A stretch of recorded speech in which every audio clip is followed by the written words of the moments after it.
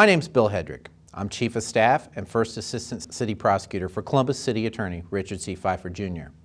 There are currently thousands of outstanding warrants in Franklin County. This program, which is being sponsored by the Columbus City Attorney's Office, is our attempt to address this issue. There are a variety of ways for someone to receive a warrant for his or her arrest. Police have issued a warrant and the subject avoids apprehension. The subject's been given a court date and fails to appear in court. The subject appeared for an initial court hearing, but then stopped coming to court. The subject's been found guilty, but has failed to pay fines and court costs, or failed to report to jail. Finally, a person who received probation as part of his or her sentence faces a revocation warrant if the terms and conditions of the probation are violated. The warrants highlighted in this program are misdemeanors, because those are the crimes prosecuted by the Columbus City Attorney's Office. The Columbus City Attorney's Office does not handle felony cases. If you're an individual facing an outstanding warrant, how can this affect your life? 1. You always have to be looking over your shoulder, fearful of arrest, anytime or anywhere. 2. A warrant block is placed on your driver's license. You will not be able to renew your driver's license nor obtain a vehicle registration. 3. An outstanding warrant will show up on a background check if you're applying for a job or government benefits. More information and a listing of outstanding warrants can be found at the City Attorney's website at thecolumbuscityattorney.org. This program and the lists are updated on a monthly basis. If you have any information on these individuals listed in this program, please feel free to contact me, First Assistant City Prosecutor Bill Hedrick, at 614-645-8874, or email me at brhedrick@columbus.gov. There are no rewards for this program.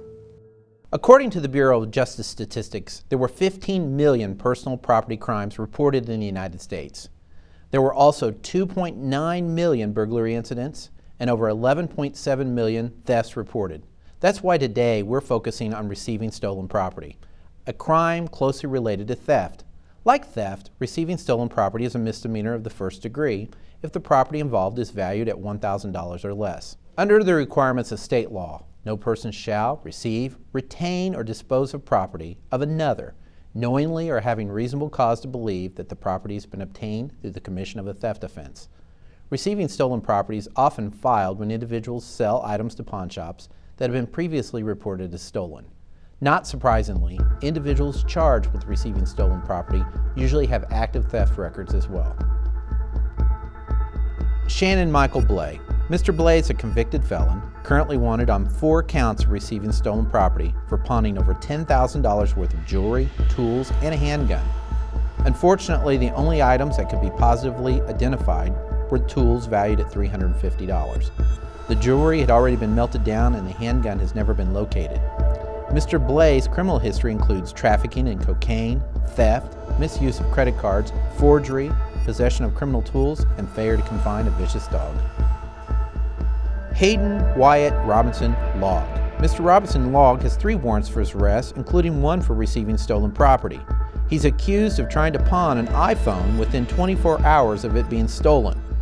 While young, he's created quite an impressive criminal resume for himself, as he's been charged with breaking and entering, felony vandalism, felony conveyance of prohibited items to a detention facility, possession of drug abuse instruments, trespassing, and prohibited solicitation on the roadway. Michael Anthony Luquest Harrington. Mr. Harrington is a 66-year-old career criminal who's still practicing his craft after spending the last 40 years in and out of jail. He's currently wanted on 2 counts of receiving stolen property and 1 count of theft for stealing tailgates off of pickup trucks. His criminal history dates back to 1975 and includes the following: grand theft, unauthorized use of a vehicle, passing bad checks, obstructing official business, forgery, falsification, tampering with serial numbers, tampering with records, criminal trespass, possession of criminal tools, felony theft, felony drug abuse, and breaking and entering. Daniel Ray Whitmer. Mr. Whitmer is wanted for receiving stolen property for pawning a young woman's stolen bike.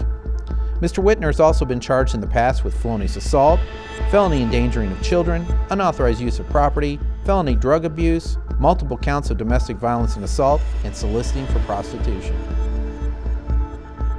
If you're one of the individuals listed in this program, you're encouraged to turn yourself in or seek legal counsel to address your warrant. The Columbus Bar Association's Lawyer Referral Service can be reached at 614-221-0754, and the Franklin County Public Defender's Office can be reached at 614-525-3194. If you have any information on these individuals listed in this program, please feel free to contact me, First Assistant City Prosecutor Bill Hedrick, at 614-645-8874, or email me at brhedrick@columbus.gov. There are no rewards for this program.